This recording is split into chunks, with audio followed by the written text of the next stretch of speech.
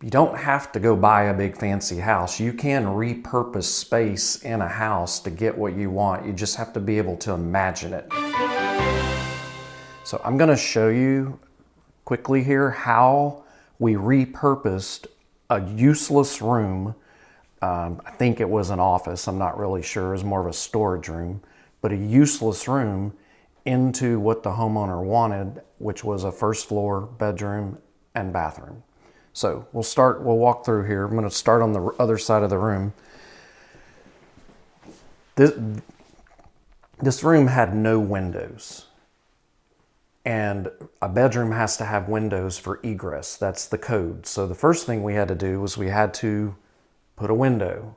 A window has to be a certain size and it just has to meet egress. So we added a window to the room. I'll explain why later, but this used to be a closet. There was a closet door right here, and we got rid of the closet, and we got rid of the closet door.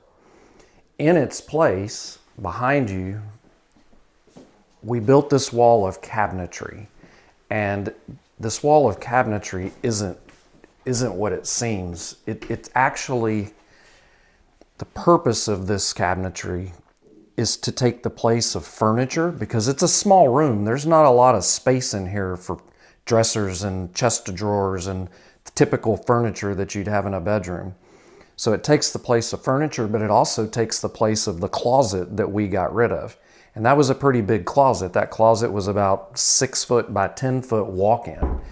But everything that would fit in there neatly and organized fits in this closet. There's sections for hanging clothes. There's sections with shelves for that type stuff. There's drawers that you might use in a dresser or a chest. But anyway, this is the closet and the furniture all in one. Now I'm going to take you in and show you I mentioned that we needed a full bathroom downstairs, and I'm going to show you how we got a full bathroom downstairs. So first of all, the door that you're looking through right now to see into that tub, this door was not here. So we installed this door to get from the bedroom into the new bathroom. As you come in, where you see this tub, this was where the washer and dryer used to be. The washer and dryer have moved to another location now, but this is where the washer and dryer were. They had folding doors that you would close in front of them. Going this way, there used to be a wall where I'm standing. You see this partial wall. This was a full wall with a door. And as you go through this door, there was a toilet and there was a cabinet, a sink cabinet, a vanity cabinet where you could wash your hands. This was a half bath, powder bath, some people call it.